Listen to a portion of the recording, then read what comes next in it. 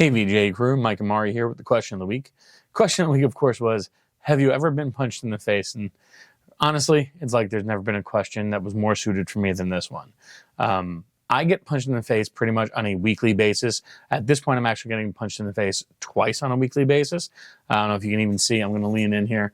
You can see some of the damage done to my face just this week. I got a little bruise here. I got a little cut over here. The reason for this is not because of any sort of abuse. This is because I've been an amateur boxer for going on the last 13 years or so. I've been punched in the face by a lot of people. Also, Matt, you saying that getting punched with a boxing glove doesn't count, you can go to hell, sir, because it absolutely does count. And you're right, being punched in the face by someone who knows what they're doing really does hurt a heck of a lot more. For the most memorable story of being punched in the face, the 2011 Metro tournament in New York. I was in a tournament where I was going to be fighting in the super heavyweight class. That is my weight class because I'm a big boy. And I drew straws for my opponent. There were not an even amount of opponents. And so 1 fought 2, 3 fought 4, and number 5 got a bye. I pulled 1.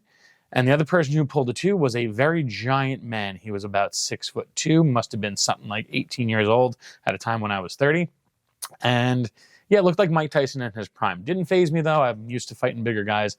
So I got in there, and man, oh man, I got hit harder than I've ever been hit in my life. It's the one time where I've lost a few seconds in my life. I got hit with just a smoking left hand from up top. And next thing I know, I'm pushing myself up off the canvas, and I hear 3, 4. And I'm thinking to myself, what happened to 1 and 2? It was like the movies. My legs were wobbly. Everything was swimmy. Everything felt like it was very far away sound-wise.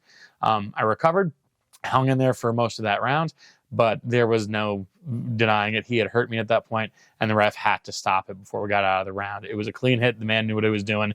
So yeah, that's my most interesting getting hit in the face story. Driving home after that match was interesting. I definitely had a slight concussion. There was a ringing in my ears for maybe 3 to 4 days afterwards.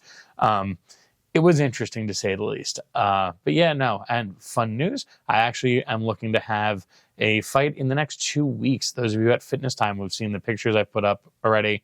I'm prepping for another fight, so I'll keep you guys updated on that.